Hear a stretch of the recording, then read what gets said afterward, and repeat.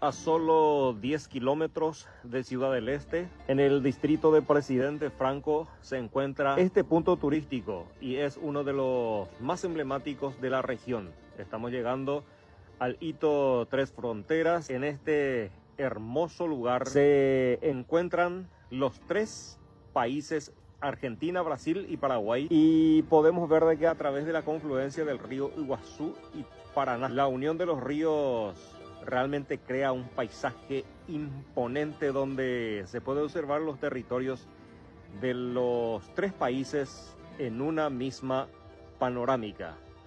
En este sitio, cada país está representado por un obelisco pintado con los colores de su bandera nacional. Desde este lado donde nosotros nos encontramos, del lado paraguayo, la experiencia es particularmente especial, ya que se puede apreciar cómo el río Iguazú, que actúa como frontera natural entre Brasil y Argentina, desemboca en el río Paraná, justo frente a Paraguay. Este espectáculo natural no solo ofrece una vista privilegiada, sino que también evoca una sensación de conexión entre las culturas y geografías de la región. Además, en este lugar es un símbolo de integración y paz donde convergen diferentes culturas y tradiciones. A lo largo de los años se realizan actividades turísticas y culturales en este sitio, lo que lo convierte en un punto de interés no solo por su valor natural, sino también por su importancia turística y social. Visitar este hermoso lugar en las Tres Fronteras, en Presidente Franco,